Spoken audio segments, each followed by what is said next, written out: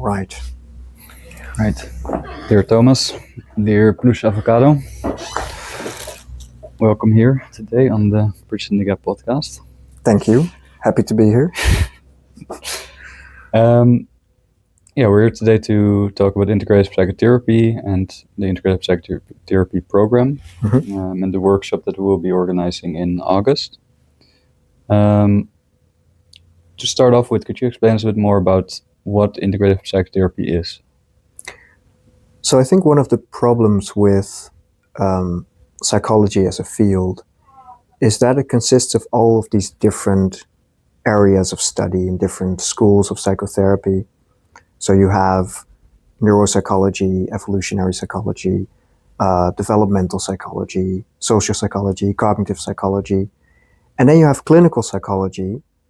And then within the clinical field, you have all of these different forms of psychotherapy. You have the cognitive behavioral approaches and psychoanalysis and experiential approaches and body-oriented approaches. And these different schools of thought and these different fields of psychology are never really integrated well. And one of my professors once said that, if you look at the field of psychology, it's like confetti. So you have all of these fascinating and beautiful, colorful theories and ideas and research papers.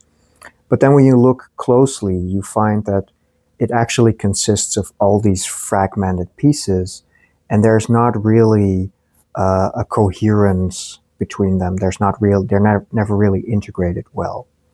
And this actually causes a lot of problems because you get people reinventing the same wheel, people providing old wine in new bottles, right? So because no one really pays attention to what the others are doing.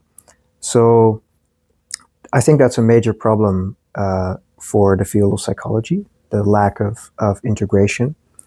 And then as a psychotherapist, you're bombarded with all of these theories and approaches, and you have to figure out for yourself, what am I going to choose? Am I going to become a cognitive behavior therapist, or am I going to become a family therapist, or am I going to become a psychoanalyst? And besides picking what forms of therapy you're going to do, you're also going to have to figure out how to put all of those ideas together and then how to apply them in clinical practice. And I think that's a very difficult task. And all of us psychologists are asked to integrate our knowledge and our these different pieces of theories and techniques. I think everyone is essentially an integrative psychologist or integrative psychotherapist if you're doing clinical work. And everyone has to figure out for himself, how do I fit together those different ideas?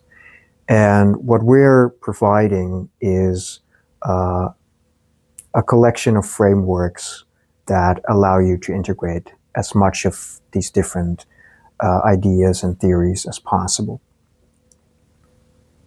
Right, to bring it all together, to be the substance between all the confetti that connects it and makes it into one integrative, comprehensive framework, into one whole. Right.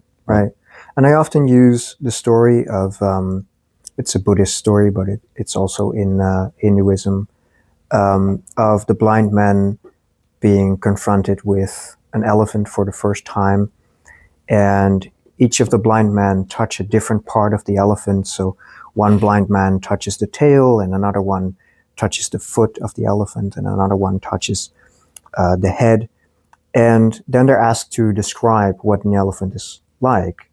And they each have a different description of the elephant because they touched a different body part. So the person who touched the tail of the elephant describes the elephant as a kind of rope. And then the person who touched the belly of the elephant describes the elephant like a big wall. And then the person who touched the foot of the elephant describes it like a tree trunk. And then they start fighting because they cannot agree on what an elephant is like. And then in some versions of the story, they realize their mistake, and then they conclude, okay, actually we need to bring together our ideas to get a complete picture of the elephant, you know. But people who only have one side, or only have like a one-sided view of reality, they end up fighting each other because they cannot make up, they cannot realize that each of them have a different aspect of the full picture, let's say. And the different areas of psychology are studying the same animal. We're all studying the human mind in all its variety. And we all have different pieces of the puzzle. And I think we need to figure out how they fit together to get a more complete picture. And I think that's what we're trying to do, to figure out, if you put all of these pieces of the puzzle together, what is the image that you're gradually getting. And yeah. Right. I was also thinking, as you were talking about the ways in which psychotherapy and the different schools of therapy and different schools of psychology, the empirical sciences, like how they are disconnected and kind of fragmented. It also made me think about the diagnostic system of, well, you know better how many diagnoses there are in the DSM-5 now. Yeah, yeah. But there's like, you also need to decide, besides which school am I going to do and which theories am I going to apply and which techniques am I going to use. You also need to decide which clients am I going to work with, and where does this specific problem, where does it fall, which diagnosis is that? Yeah. Yeah. There's a proliferation of information and ideas, and it only gets more and more. So there's like a constant branching out of information. So you had psychoanalysis, and then within psychoanalysis you get all of these different approaches, these different schools of psychoanalysis, and then you get cognitive behavioral therapy, and then within cognitive behavioral therapy you get all of these different, you know, forms of cognitive behavioral therapy. So there's a constant, like more and more forms of therapy are developed, more and more theories are developed, but there's not really any attempt to, well, there are some attempts to integrate it, I must be fair, but there's not a very clear movement towards bringing everything together and trying to see how everything fits together, because it's so much, you know, it's way too much. Just reading about psychoanalysis in its entirety is already too much. Like there's so much published only within psychoanalysis, let alone cognitive behavior therapy, let alone developmental psychology. Like it's way too much. But I think we get a more interesting picture if we try to bring together as much as possible. And it's not just difficult because it's too much, but it's also difficult because it's often contradictory. So these different fields of psychology and these different schools of psychotherapy, they often contradict each other. And it's difficult to bring together theories that are opposing to each other. But I think that's where you get the most creative ideas, when you try to bring together ideas that are opposite to each other. And I think when you try to do that, you make up for the blind spots of each of these different approaches. So psychoanalysis is very deep and very rich. It has some problems with jargon. It has other problems as well, but it's undeniable that psychoanalysis has a very rich and very deep understanding of the human mind. But they sometimes go so deep that they neglect the surface, and they neglect to help the client actually reduce their symptoms. So then if you look at cognitive behavior therapy, they focus a lot on symptoms, and that lets, you know, figure out the fastest way to treat these symptoms. But then they lose a lot of the richness and the depth of that psychoanalysis had. And then they fight with each other because they're so different. But I think when you try to bring them together, you have both. You have the treatment of the symptoms and you have the depth. And I think you get a more comprehensive and more useful psychology if you are able to use both of them. Right. And besides psychoanalytic, psychodynamic, and cognitive behavioral schools, what other major schools are you bringing together in integrative psychotherapy? What are the most important ones? I think the four major schools of psychotherapy are psychoanalysis and psychodynamic therapy, cognitive behavior therapy, and then the humanistic and experiential approaches. And I would also put the body-oriented approaches there. And then you have systemic approaches, family therapy, systems theory, couples therapy as well. And then if I had to pick a fifth one, I would pick trauma-focused approaches. But within the trauma-focused approaches, you have the body-oriented approaches and the more cognitive behavioral approaches. So it's not. I'm not very sure if that should be seen as something separate.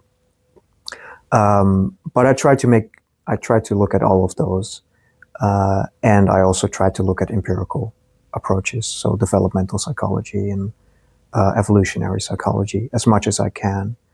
And but of course there's overlap because there are approaches that fall within multiple categories. I mean, schema therapy is probably already by itself an integrative form of psychotherapy that has cognitive behavioral aspects and experiential aspects and psychodynamic aspects. But I think it's best to look at as much as possible. But there are some areas that I don't pay attention to. So I don't really look at spirituality and religion within my frameworks, which doesn't mean that those areas are not important. But I have to choose what to include and what not to include. And if I were to include spirituality or religion, I would probably alienate a lot of my clients who are atheists or not very spiritual. It's also not very fitting for me personally because I'm not a very spiritual person. But other therapists may choose to include those things as well, or to include philosophy or existentialism. So there's not really a limit to what to integrate. It's more of an approach to psychology in general, and I think everyone needs to figure out for him or herself whether he or she wants to include even more. And then I think there it's important to clarify something you said earlier today regarding that if you do have a client who is religious or spiritual, then that's still something that you can include in the therapy. And I think that's this kind of person-centered approach where you meet the person where they are at and you're... Yeah, for sure. No, I do have spiritual clients where I will integrate some of those ideas or some of that language or some of that way of thinking. Or if I might have a religious client, I would definitely pay attention to that. But it's not something that I have in my approach as a default. Also, there are clients with whom I use Jungian psychology. So there may be sessions where I'm using a lot of Jungian psychology, even though that's not within the frameworks that I use. It's not a very big part of it. So I think the power in integrative psychotherapy is its flexibility, and also that you have less blind spots because the different approaches make up for the blind spots of each other, right? So you become more flexible for different clients, but you're also protected against getting into a tunnel vision and and not being able to help certain clients that may need a very specific approach or need that more flexibility. Right. Also, as a practitioner, one thing I really appreciated of like how you explained it some time ago to me is that this integrative framework, this integrative way of thinking and working, it also provides a very powerful framework of learning where you have a basic understanding of like all the major schools of therapy and the major theories in psychology. And then within that, like if you learn different kind of theories, whether it's sensory motor psychotherapy or internal family systems or schema therapy or cognitive behavioral therapy or exposure therapy, whatever it is, it has a place in that system. And you can kind of put like kind of like deepen those little parts of your understanding of the whole puzzle, and each practitioner can create their own kind of puzzle within that. Right. And because you have this comprehensive framework, all the things that you learn also stick better because you immediately also are busy with like, oh, how does that relate to these other theories that I already have? Where does it fit in the system? Right. Where does it fit in these different frameworks and how do they relate to each other? Right. Yeah, and I think that's the important thing. You're not just learning new ideas, new theories, but you're learning how they are related to each other. And I think that's lacking in most university courses on psychology, that you learn how the different theories and areas of psychology are related. Where I think that if you think about that a lot, like, okay, I have two theories, but what happens when I put them together? I think that's when you get the most creative process. But it's also, integrative psychotherapy is not just about integrating different theories and schools of psychotherapy. Integrative psychotherapy is also about integrating the different parts of the client's personality. So it's the same way of thinking that you're bringing to your sessions with your clients, where our clients come in with internal conflicts between different parts of themselves, or conflicting emotions, or conflicting needs. And you're helping them figure out how to integrate those contradicting experiences or those contradicting parts of their personality. So the same process that we use in approaching theories is also what we do when we're helping our clients, that we look at the splits, like the dissociations, let's say, between their different the different parts of their personality, their different emotions, their memories. There's splits there, and there are inner conflicts, and there's suppression.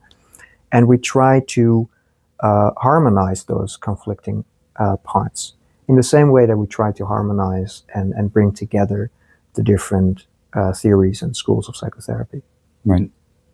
And I think that what made me think of it while we were talking about is that also as therapists ourselves, like in some way, our own level and degree of integration is one of the most important carriers of the therapeutic change that we bring to the client. Right. And that's also one of the core elements of our training program, is to go through this kind of self-experience personal therapy process where you get to know all these different sides of yourself and integrate them within yourself. And that includes also these different ways of working. There might be a part of you that likes to intellectualize, likes to understand things and make all kinds of connection. But then there might also be a part of you that might be very practical and more action oriented. Right. And the part of you that longs for connection and a kind of intimacy and can heal through that authenticity, essentially. And in the training and in this framework, there's a lot of attention to bringing that together, like on all these different levels, and through that then helping clients do the same, essentially. Right. Yeah, and it's also not just integrating different parts of the client. It's like you say, it's also there can be conflicts between you and the client, and trying to work through like the conflicts that you have in the therapeutic relationship is also a kind of integrative process, right? So you're working through a conflict between you and the client, or if you're working in groups, you may have a conflict between multiple parts of the group. So then, there's a tension, there's a split within the group or between the therapist and the client. And it's the same kind of integrative process where you're trying to work through that conflict and figure out how can we overcome this contradiction, or how can we overcome the conflict so that it's harmonized again. Right. And I mean, you can bring that to a more systemic level where you have the same in society, where people are excluded and there's polarization going on, and how can we overcome those polarizations? So I think the integrative process is something that you can apply at all levels, between, within the human mind, between human minds, but also between human beings and nature, and between the countries. mind and the body. Yeah, between the mind and the body, between different emotions, so this integrative approach is something that is, I think, much broader. Yeah, it's more than just an approach to psychotherapy. It's also a way of life, a way of like a life philosophy in some way. Yes. Yeah. But let's take it back to psychotherapy. Exactly. Yeah. And before we go and talk a bit more about the Integrative Psychotherapy Workshop and like what you're going to teach there, which frameworks you're going to present, could you tell us a bit more about yourself, your work experience, and your own development as a psychologist? Yeah. So during my studies, I studied at the University of Amsterdam between 2012 and 2017. And already during my studies, I knew from the beginning that I wanted to become a therapist. So I was already reading a lot about different forms of psychotherapy. In the beginning, I was mainly interested in the more humanistic and experiential approaches, like Carl Rogers, his books, and emotion-focused therapy, Gestalt therapy. And during my studies, I was mostly exposed to cognitive behavior therapy and schema therapy. So already I was trying to figure out like how those different approaches are, how they can be put together, like how can they be integrated. And I liked how schema therapy, for example, also tried to bring together those approaches, the Gestalt therapy and the cognitive behavior therapy. So there are already attempts at moving towards integration. But then towards the end of my studies, I became more interested in psychoanalysis and psychodynamic psychotherapy. I did my internship at a psychoanalytic place where they worked a lot with, they did group therapy with personality disorders. And then after I graduated, I started working at a psychodynamic practice. My supervisors were psychoanalysts. So I was really exposed to the very classical psychoanalysis. And I started studying that as well. But I've always had this rebellious tendency that whenever I'm learning something, I feel like rebelling against it at the same time. Like, how would other people think about this? So whenever I'm learning a theory or a technique, I start to question it or to doubt it and I feel a need to look for other ideas and to look for other techniques. So while I was studying psychoanalysis, I remained interested in body-oriented approaches and emotion-focused therapy and cognitive behavior therapy. And I noticed that the more I was working psychodynamically or psychoanalytically, the more my clients also needed something else. They needed more help with their symptoms. They needed a more structured approach, for example, or they needed help with their traumas through, for example, the use of EMDR. So continually, I was getting this feedback of, you shouldn't go into one direction too much. So I always kept studying different approaches, and I continued thinking about how those different theories and different methods can be put together, and developing those frameworks. And then from a relatively early phase, I also started teaching that to my colleagues, helping them with their clients, helping them develop themselves as therapists. So then, as a position of more of a supervisor role and more of a teacher, that also helped to develop those frameworks, because I got more feedback on what my colleagues needed as well. And then for the past 3 years, I've always also been teaching at the University of Amsterdam, teaching bachelor students and master students on mostly psychotherapeutic courses. And of course there I have to follow the curriculum of the university, but I get quite a lot of freedom to provide my own input and other ideas. Right. And on the side, you've also been teaching, mentoring, supervising me and Gergu. Like in the last years, a little bit Mia as well. Yeah. But also like we are your students in that sense, and you've also accompanied us through starting up our own practice and learning to deal with all kinds of challenging clients that we worked with. Yes, and I think continuously learning new ideas and reading and writing, like the creative process of acquiring more information, keeps giving you fresh ideas and fresh perspectives on how to look at the problems of your clients, but also your own life experiences.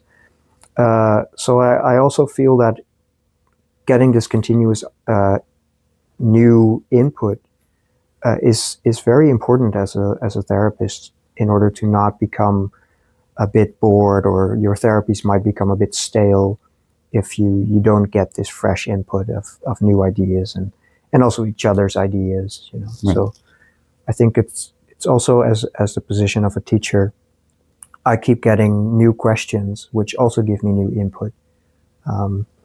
So I think that exchange is very allows for this very creative process, especially not just being a therapist, but also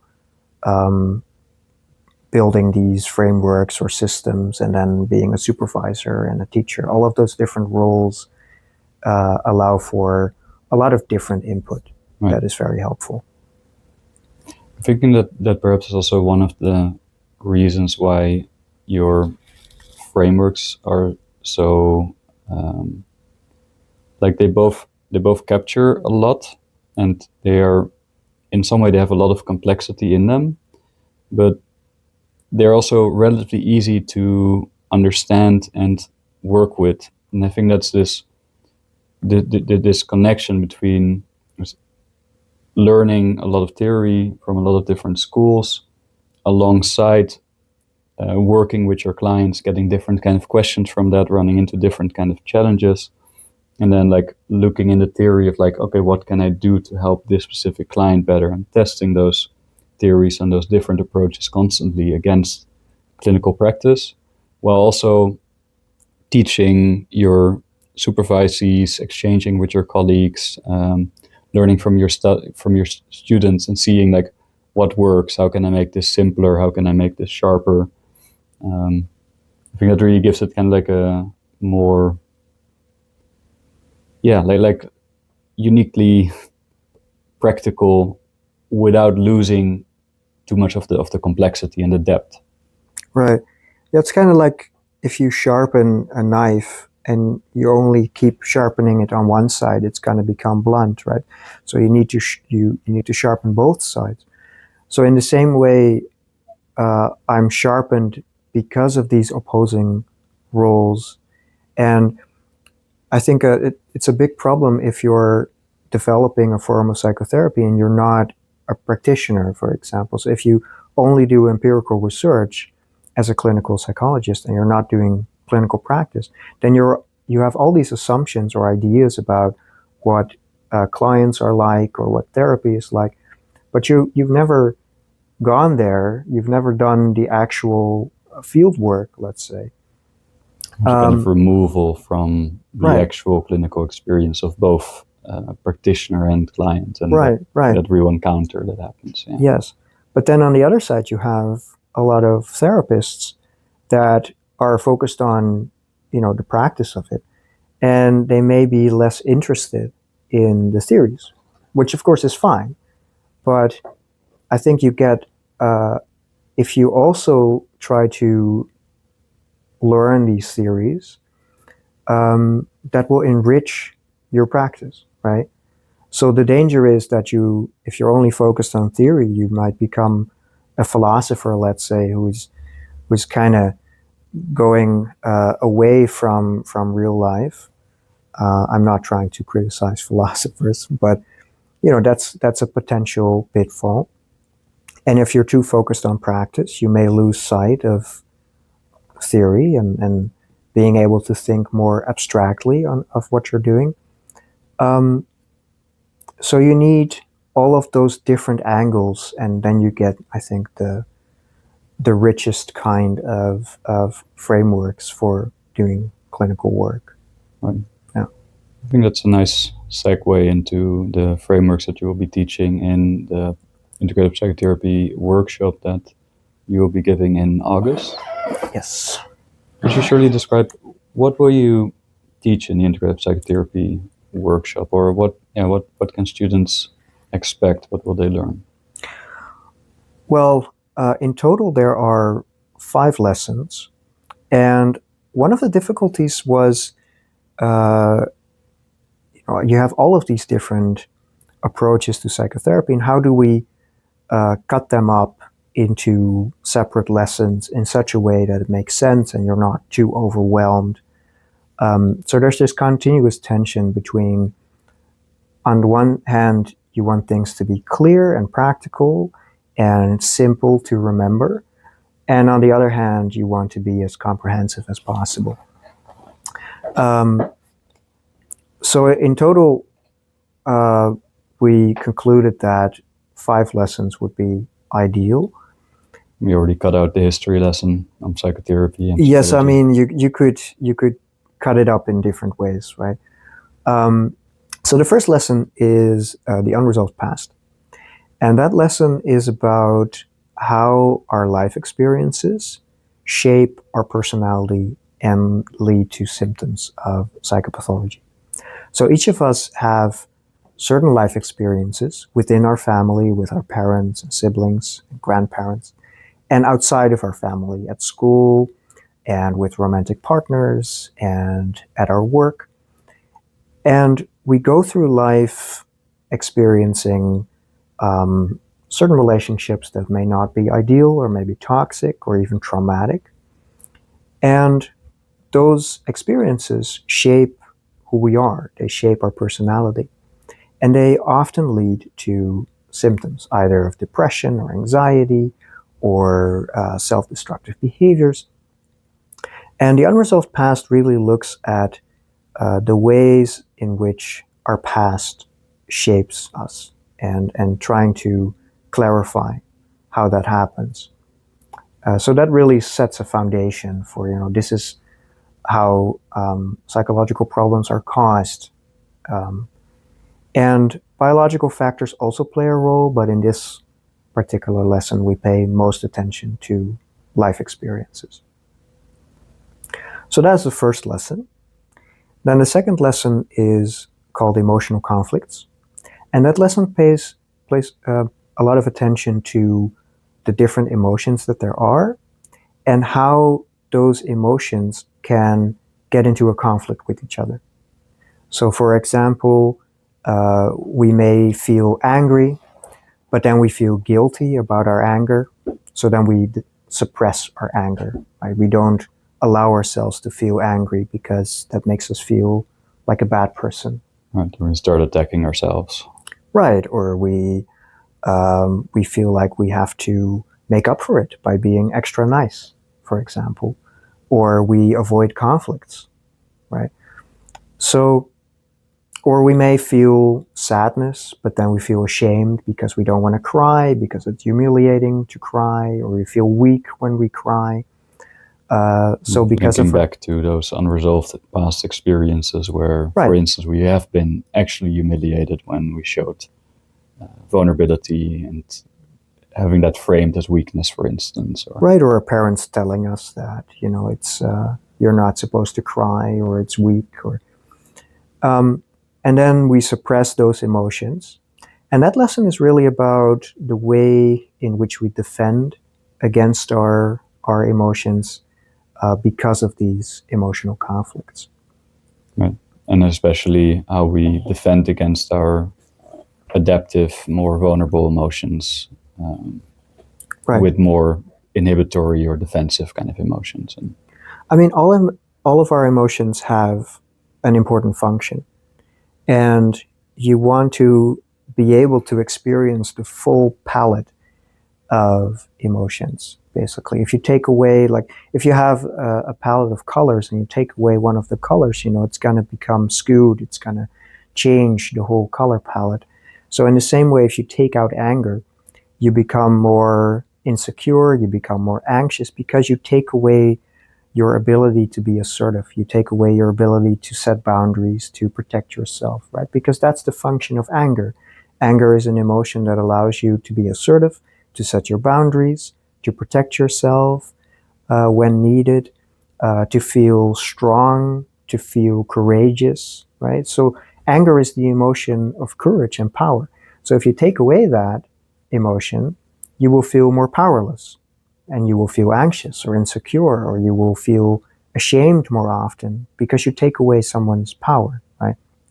And there, when you talk about anger, I constantly had a talk with a client of mine today about that often what we think is anger is actually more a disconnection from anger, or like an excessive anger, which becomes more like a defensive aggression. Right, right. And then we internalize these ideas that anger is bad, acting out of your anger is bad. But then often we confuse the acting out of something and harming people around us or being destructive with the actual anger, which is, like you said, like a source of courage and assertiveness. Right.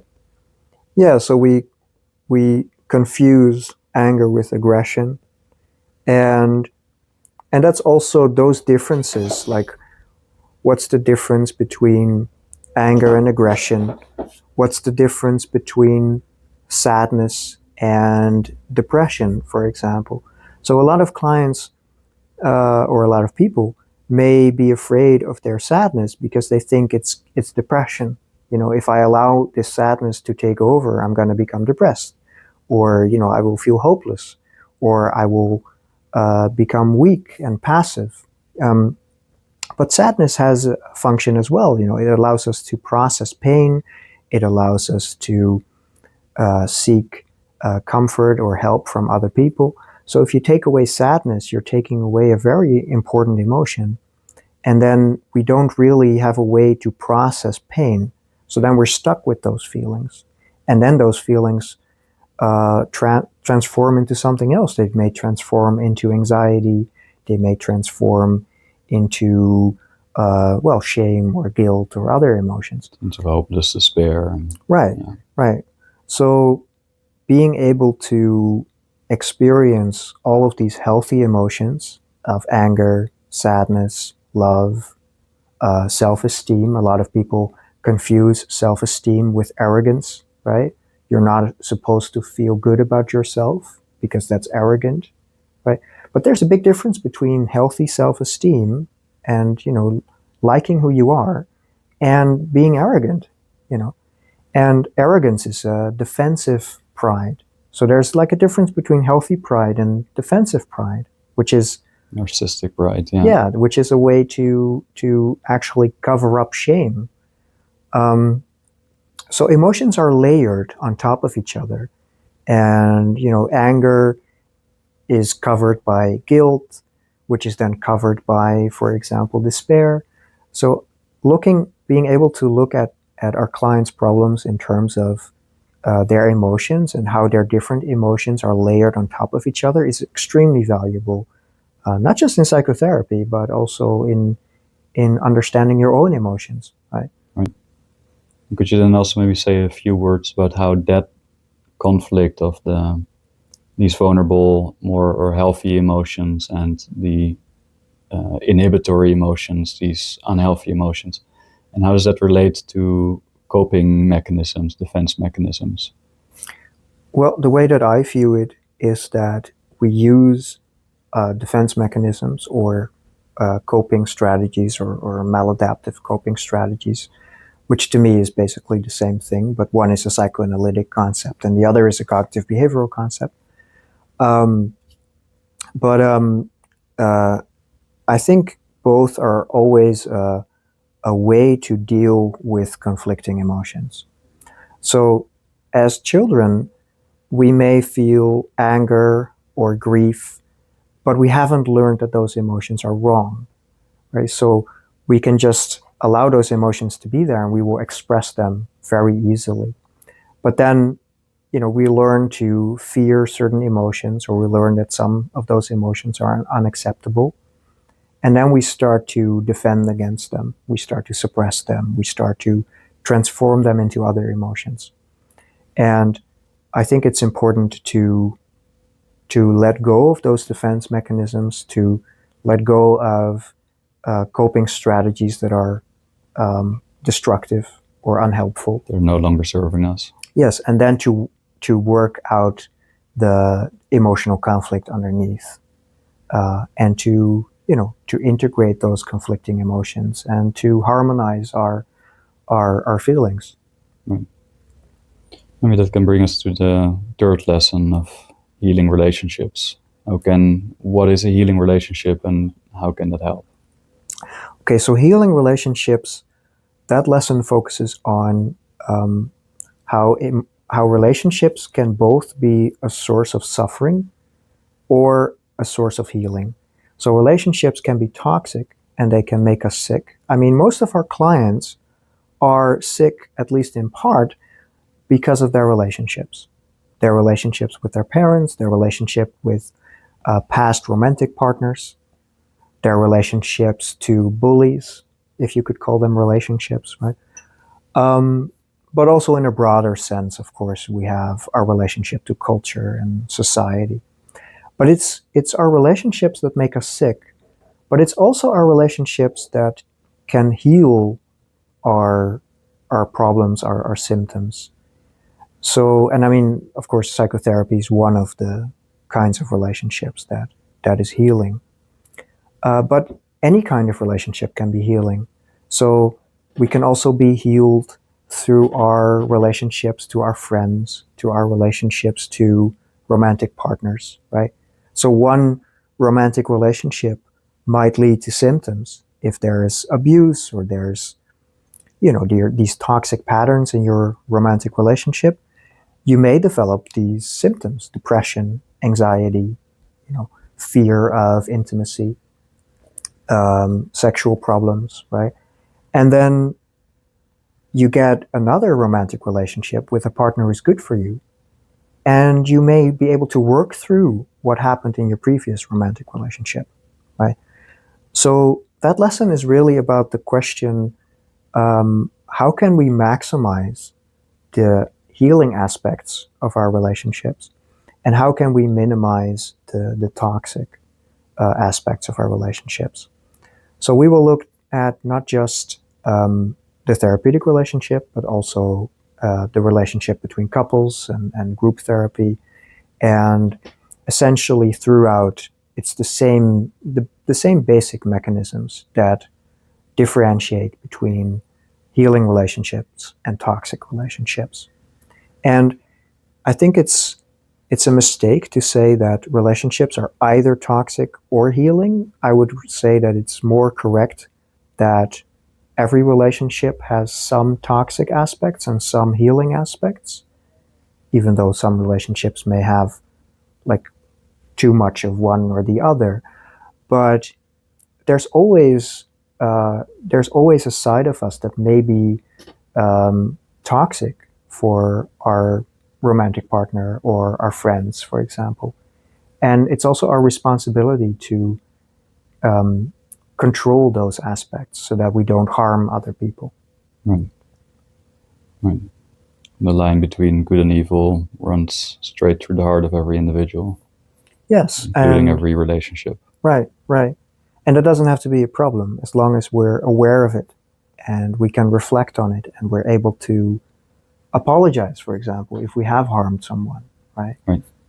Right. And there again, also integrate the quote unquote bad parts of us in part or through that healing relationship with ourselves that we develop because we internalize the healthy healing relationship with the therapist or with the people around us. And then we can also bring more of that towards our own hurt parts, towards our own polarized parts. And right. Yeah. And also, I mean, the parts of us that are that can be destructive or toxic to others, those behaviors, let's say, are usually defense mechanisms or maladaptive coping strategies or whatever you want to call them. So usually the behaviors that are harmful to others are ways in which we protect ourselves from those emotional conflicts, to protect ourselves from pain. And that in turn is related to our unresolved past experiences, our traumatic experiences. So all of these lessons are already interconnected, right? Right. Or integrated. Right. All right. So that brings us to the fourth lesson of layers of the self. Could you tell us a bit about what are the layers of the self? So the layers of the self it's a personality theory, and it's at the same time an alternative to the DSM in trying to explain psychopathology in terms of categories and diagnoses. But it tries to look at psychopathology as something that's inside everyone. So there's this desire that people often have to differentiate between people who are, sick or crazy and the people who are not crazy. And according to the layers of the self, which is very much a psychoanalytic theory of personality, we all have all these different symptoms already inside us, but they don't always manifest. But we all have, let's say, all disorders in potential inside us. So let's pick psychotic problems, for example. Most people never become psychotic. Like the prevalence of psychosis and schizophrenia is relatively small in comparison to, say, depression. But you could also say that everyone becomes a bit psychotic every night when we sleep and we have dreams. And we could also say that about narcissism, that, there's a relatively low prevalence of narcissistic personality disorder. But if you look at narcissism as a dimension, then everyone can have narcissistic problems to some extent, right? So if you allow yourself to look at yourself honestly and to look deep inside yourself, you can recognize that a lot of these symptoms, that you may have a little bit of that, right? Or that the people around you have a little bit of that, even if it doesn't meet the criteria for a DSM diagnosis. So layers of the self it attempts to destigmatize psychopathology by saying that all of these tendencies are actually quite normal and they're inside us all. But personality has these different layers, and on the top layer are the parts of ourselves that are more, let's say, normal, where we're focused on adapting to other people, adapting to our environment, adapting to the expectations of society. And that's how we appear on the outside. But then underneath that are other layers that are often more hidden. And whenever we are stressed or we go through a very traumatic period, then those deeper layers of our personality may come to the surface. And that's when we usually develop depression, or we may develop other kinds of symptoms. And then we can be shocked, like suddenly I feel depressed and I have these thoughts or I have these feelings that I've never had before, but they were always there underneath the surface, you know. But then if you go through certain experiences, those other parts of yourself, those other parts of your personality can come out. And they were there in potential, right? But they needed certain triggers, let's say, to come out. So layers of the self looks at these different degrees, these deeper layers of who we are, and the symptoms that we can experience when those layers are exposed, let's say. And I think one more important aspect of the theory that maybe you could talk a little bit more about is that there's also it's a diagnostic tool that you can use to like help you understand a client, help you understand another person, right? And where their primary issues are also often related to certain developmental difficulties, and how you can then adjust your treatment based on that assessment, essentially. Right. So in total, there are 5 layers of the personality. And on the top, we have the neurotic layer. And that layer is related to mostly anxiety and obsessive compulsive problems. And most people, actually, most of our clients will struggle mostly at that level. So they feel very responsible. They constantly want to adapt to their friends, their romantic partners, their parents. So they're constantly busy trying to meet everyone's expectations. And being afraid of uncertainty and wanting like too much control. Right. Having a very strong need for control and feeling very responsible. And then when you struggle mostly at that level, you mostly have anxiety problems. So you may have panic attacks. You may have a lot of stress.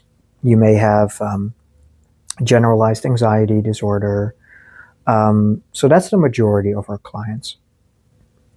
But then you have, let's say, a deeper level, which is focused on self-esteem and self-image.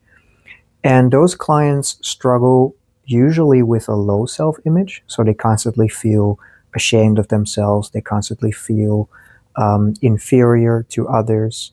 They're constantly criticizing themselves, like, I'm worthless, I'm a loser, I'm not good enough. Or they might feel better than others. So they're constantly evaluating themselves and comparing themselves, like, am I worse than others or am I better than others? So it's a very competitive and very hierarchical way to look at yourself and other people.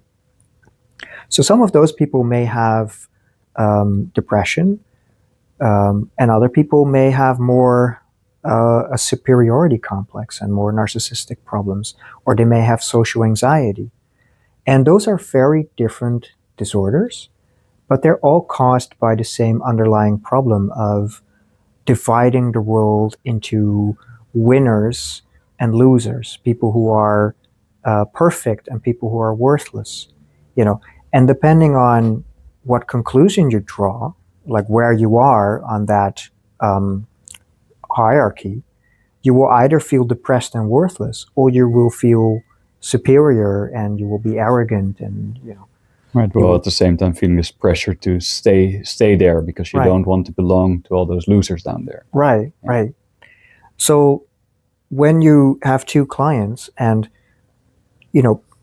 we all have these tendencies within us. We all have moments where we feel insecure or inferior, or we have moments where we feel on top of the world and we feel better than others. We feel like, oh, I'm winning at life, for example. And that doesn't have to be a very big problem. Like, it's very normal to have that.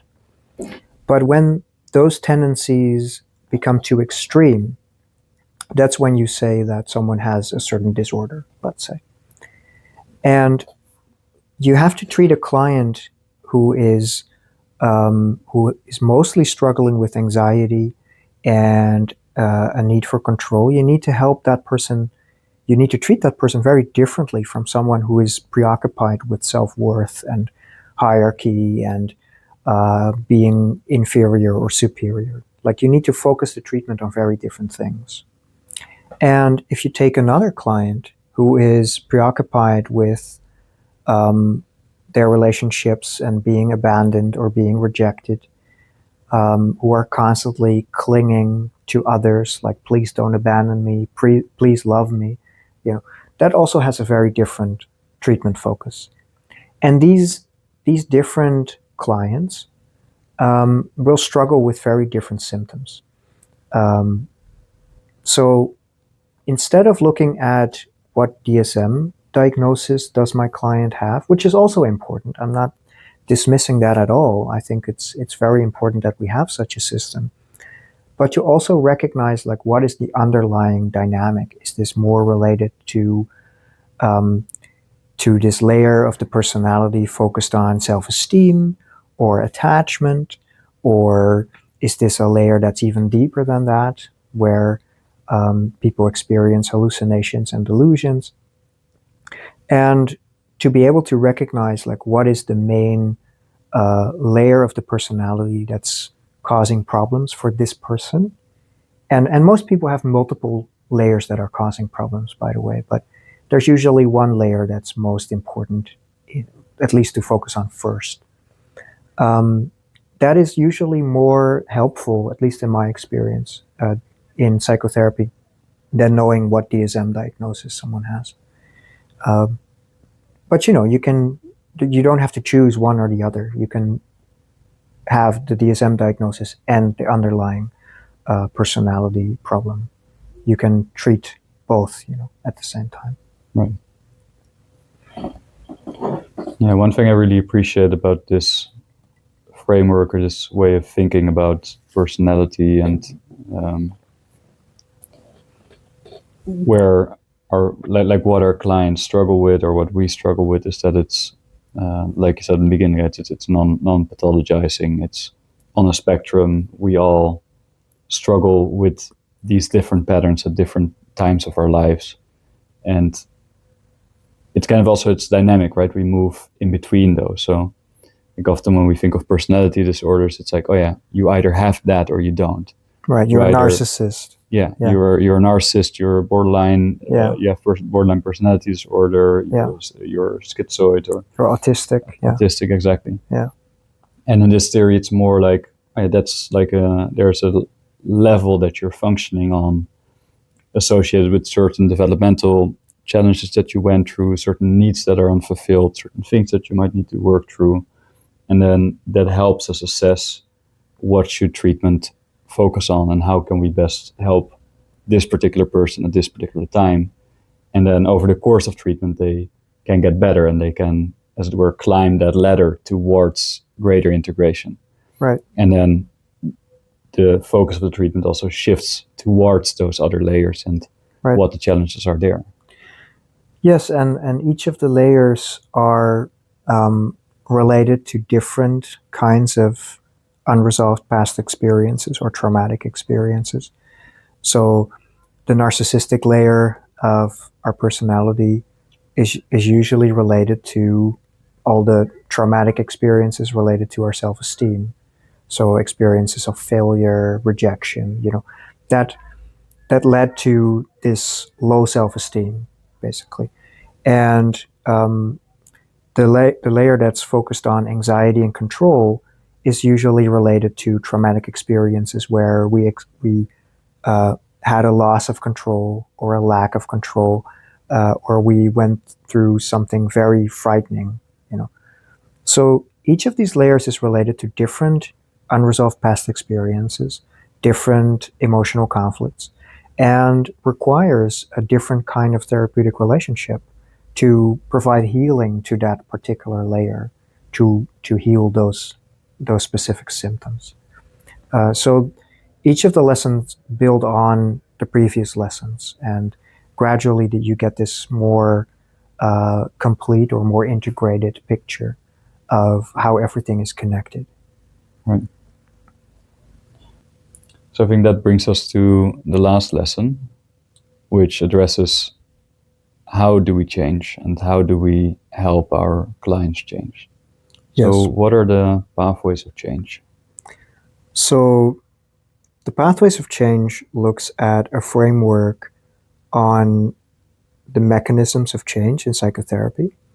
And different schools of psychotherapy have different mechanisms of change that they propose for, what helps during the psychotherapeutic process. And psychoanalysis, for example, traditionally has focused on insight as a main mechanism of change, even though Freud never used the term insight in any of his written works. But there the idea is that understanding yourself and becoming more conscious of yourself will lead to change. But of course that was criticized by many other forms of psychotherapy, who then developed a very different approach. For example, behaviorism and behavior therapy, where they concluded that understanding is important, but it's often not enough to help clients change. You can have all the understanding in the world, but it doesn't always lead to change. So more behavioral forms of psychotherapy focus on actually taking action, like changing behaviors as a mechanism of change. And that's true for behavior therapy, but it's also true for other more behavior-focused approaches, like motivational interviewing was a form of psychotherapy that was developed to help people change their behavior. Specifically, it was created for substance abuse and for people who had to change their health behaviors. So that's a very behaviorally oriented form of psychotherapy, even though it's humanistic and it didn't come from behaviorism. And then other forms of psychotherapy, like emotion-focused psychotherapy, focuses very much on emotional expression and changing your feelings and becoming more aware of your feelings. So there are different focuses within these different schools of psychotherapy. And I think effective psychotherapy always works with multiple of these mechanisms of change. And but these different forms of psychotherapy have specialized in different mechanisms of change and have developed specific techniques to target that mechanism of change. So in psychoanalysis, you also work with emotions, right? And you also work with behavioral change, but the interventions are not targeted to that specific pathway of change. Whereas in behavior therapy, you also work with the therapeutic relationship, you also work with insight, but the focus is on behavioral change. So in the Pathways of Change lesson, you learn what the different pathways are, the different mechanisms of change, and then the different interventions that have been developed through the different forms of psychotherapy that belong to each of these mechanisms of change. All right, so that concludes a first outline of what you will teach in these first 5 lessons in August. I'm curious, as a teacher and supervisor, what do you find most important in helping starting professional students in developing themselves as therapists? I think that's a difficult question. I don't know if I have a very complete answer to that, but I think as psychologists, we're not just using our theories and our techniques, we are also using our own personality, and we are using our own life experiences because we're using our own personality. So we also need to constantly reflect on ourselves, on who we are, and our own life experiences, both in the past and in the present. And I think very effective psychologists are able to take wisdom from their own life experiences and to use that therapeutically for their clients. They're not just applying protocols and theories, which is also important. Like, I'm not dismissing that at all, but you need to be able to sit together with your clients as a human being, as a fellow human being, who has also struggled or is still struggling with the questions of life and the conflicts of life and the conflicts within his own personality. So constantly reflecting on yourself, which is not necessarily hard work. It's also enjoyable, you know. It's a process of growing, but reflecting on who you are and where you came from and what you're going through, and without necessarily coming up with answers, but just being able to think about it, and then being able to think about it together with your clients, with the theories and the techniques in the background, you know, or sometimes in the foreground, of course. I think that's very important. And when you neglect your own process of growth and your own self-reflection, I think that's to the detriment of your clients. So there also needs to be a constant process of growth and examination, self-examination. Like, therapy is always a process of two people.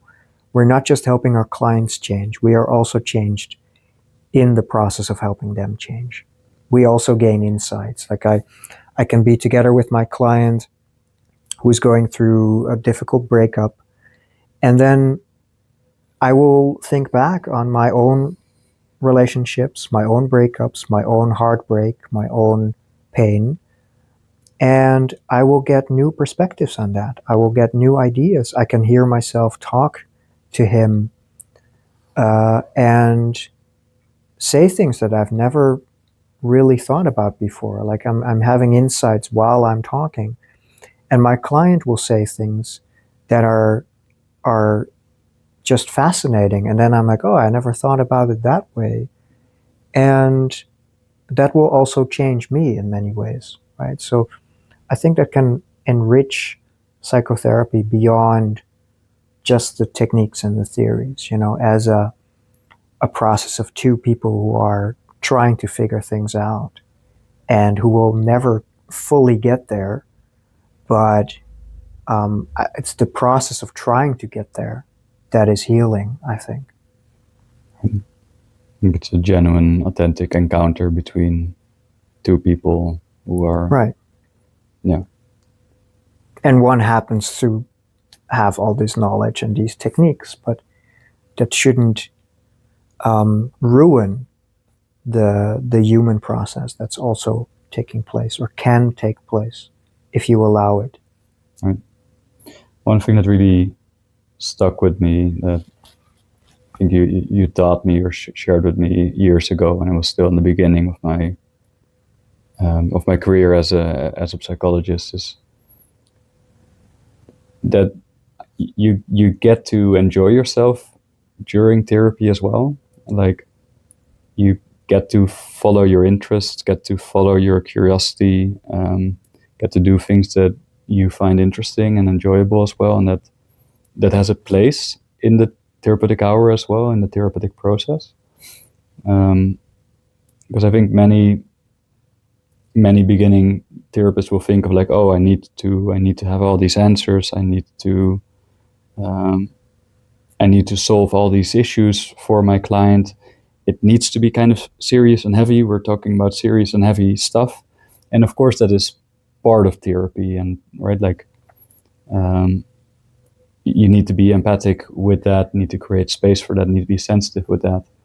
But you can also enjoy yourself. You can also enjoy together with your client, and oftentimes following your curiosity is actually what gives life to the therapy, and the client will also feel that. Yes, there's a statement of, I think he was an Ericksonian therapist, and he said, the worst we can be for our clients is boring. I don't think that's true. Like, there are probably a lot of other things that are even worse than being boring, but it's a provocative statement, of course, and to a certain extent, I think it's true that if therapy is boring, either for the client or for you, there's not much happening. And if whether you are frustrated and pissed off with each other, which is not enjoyable, but at least there's something going on. There's something to explore. There's something that's being processed and reflected upon. Or you're both suffering together, right? Or you're enjoying each other's company and you're having fun. All of those things are better. And of course, there are many other aspects of psychotherapy that are more professional, let's say, with techniques and theories and the mechanisms of change that we just talked about. But at the same time, you are in a relationship that up to a certain point can be very real with your clients. There are some clients that I've seen twice or three times a week for years, and like I see them more often than anyone, than most of my friends or family. So you develop a very authentic relationship with them, even if they don't know that much about you and your personal life. But the relationship is real if you allow it to be, because I think many therapists are afraid of that, or they are even ashamed of it or guilty if they enjoy the time with their clients. They're like, oh, I'm not allowed to enjoy it, right? Because then it's about me, or then I'm using them or something.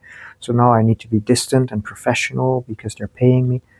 But I think it's better for psychotherapy if we allow ourselves to be real human beings, and that we can also have a good time, at least occasionally, or at least a meaningful time for us as well. Right. And how do you convey that or teach that to your students? I think that's in part through my own self-expression. So I try to be as authentic as I can be, not just with my clients, but also with my students at the university, and but also within the program. I try to show as much as my real personality as possible. So if I'm frustrated, I will express that. I won't I won't lose control, I won't start shouting or cursing. But if I'm a bit frustrated or annoyed, I will express that a little bit. I will show that, because I don't want to be fake. Or if something is emotionally touching me, I will also express that in some way. And I like joking around, and I like, having fun, and I like bullying people a little bit, within what's appropriate. So I think that's an area that I'm usually quite good at developing authentic relationships with others. Right.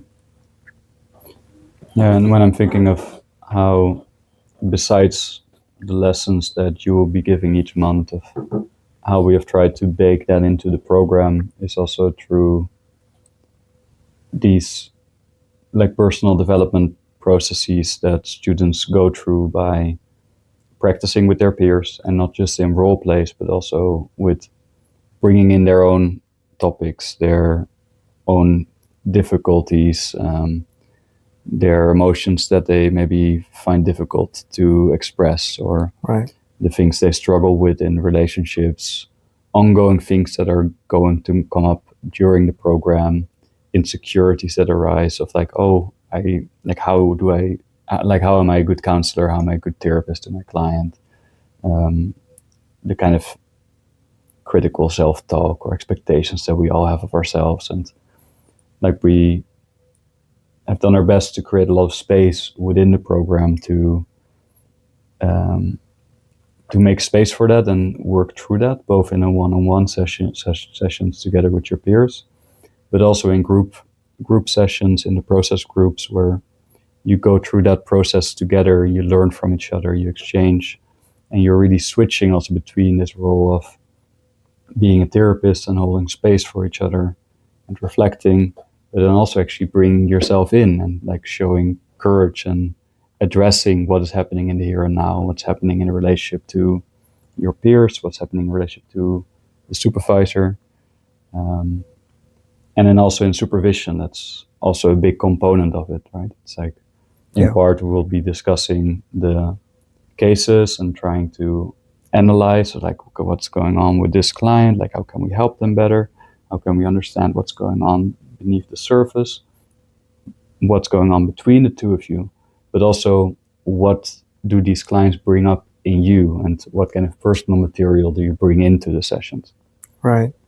Yeah, and I think you need a lot of courage to expose yourself as well in that way. But usually your therapeutic process with your clients will be much more powerful if you can find the courage to expose more of yourself. And I also think that the theories that we look at they've been developed in such a way that you will recognize yourself in them, And I think that has been my point. Like, it's not just about our clients as if they're a different group of people. Like, these frameworks are about everyone. Like, no one is exempt from it. Like, no one is free from these patterns. But there are different degrees, and some people suffer more than others, or at least some people suffer more during certain periods than others during those same periods, But it's a wheel of fortune, and if you're suffering at one point, but then life turns around in another period, and then other people fall down, So, but we all go through very difficult periods. We all lose ourselves in some way, and we will all recognize these conflicts and these symptoms. We all experience loss and breakups and like losing people and aging, and Yeah. we all go through hardships, and we all suffer, right? And but we need to look at that honestly, and if we ask from our clients to look at that honestly, we must also find our own courage to look at ourselves honestly. And engaging in your own therapeutic process through, these peer counseling or within groups is, I think, the best way to do that, because you're asked like very concretely to look at yourself. Right. And I think in some way for many students that can be quite reassuring as well, to know that you don't need to have it all figured out. You don't need to have all the answers. It's okay. It's actually helpful and beneficial if you recognize yourself in your clients. That will allow you to be more empathic, more compassionate, more understanding, and will also create more of an authentic connection with your clients. and you get to work through those things alongside your clients as well. Right. And that's in some way part of the value that you provide by, like you said, having this courage to look inwards and to do the inner work, to do the integration process within yourself. And then you bring that work again into the work with the clients, and they can in some way like feed themselves from that as well, or they can grow from that. Right. Yeah, and growth is, at least the way that I look at it, growth is always an integrative process. You're always working through these conflicts or dissociations and finding new parts of yourself that were previously hidden or were not there yet, right? I mean, in your puberty, you develop new parts of yourself that weren't there yet. So I think growth is always an integrative process, and if you're not engaging in it, you're stuck on some degree. So the alternative to growing is being stuck, and symptoms are always a sign of something being stuck. So something needing to be integrated or worked through. But we work through it not just through therapy, but also through living, you know. And psychotherapy is a facilitative process of the living process, but it's living that make people grow, right? And therapy is a way to try and get that process unstuck so that the client can live that part in a way that allows for growth again. Right. I'm thinking we've talked about integrative psychotherapy, about the foundational frameworks that it consists of, and what students will learn in the pre-program in the Integrative Psychotherapy Workshop in August. We've addressed a little bit of like what the longer 10-month program, what that looks like regarding peer practice, group processes, supervision, client work, client experience. Could you maybe say a few more words about what is the educational part of the program going to look like? What it's going to dive deeper into during those 10 months? So the idea of those 10 months is that we're going to take the lessons that you've already learned and we're going to go over them one by one, basically. So we're going to repeat each of the lessons, but then with a bit more information and also some very specific exercises and role plays that you're going to do. And for most of the role plays, or nearly all of them, you're going to bring in something real. So you're not playing a client, but you're going to bring in a real personal experience. And then you're going to try out the different techniques and ideas together with each other. And in the beginning, you'll focus more on the intake process and analyzing and applying the theories in a more analytical way. And then later, there's more focus on actual interventions to help clients change and working with the pathways of change, how to help clients express certain emotions, how to help clients take action, how to help clients through the therapeutic relationship. And that's going to be more focused on very practical techniques rather than more analytic techniques. Right. And then throughout this whole process, you also go through a personal development process, a personal therapeutic process, where you get to know more of yourself, you integrate more parts of yourself, you learn to express yourself more openly, to step by step become more courageous. Just like everything else, that's something we can learn as well. It is something we can grow into. And increasingly, you also work more with actual clients and apply all these theories and skills, as well as we said, bring yourself into the process and grow alongside your clients. Right. I mean, in some way, you're also asked to go through the pathways of change. So to learn with the pathway of action to learn the techniques in a very practical way. Like, what are the steps I should take for a specific intervention? How do I do exposure therapy? How do I do a specific technique? And then there's the part of insight, learning theories, learning to apply those theories, not just to your clients, but also to yourself, more or less. And then the pathway of intimacy, learning to use the therapeutic relationship to show more of yourself, not just with your clients, but also with the other people in your lives, to be more authentic in all of your relationships, to express more of your authentic feelings with them. So there's a parallel process with what you're going to do with your clients and what the process of growth that you're going to have yourself during the program. Right. Yeah, I think that brings us to the end of discussing the program and the upcoming workshop series. Yeah. I'm very much looking forward to it. I'm looking forward to meet everyone, meet the new cohort, meet the new trainees. Do you have any parting words? No, I think it's always exciting to start this developmental process, not just to become a therapist, but also, this developmental process for yourself, this process of growth that hopefully extends beyond just becoming a therapist or a better therapist. Because I think that's one of the greater aspects of psychology, that it's not just a skill that you're learning.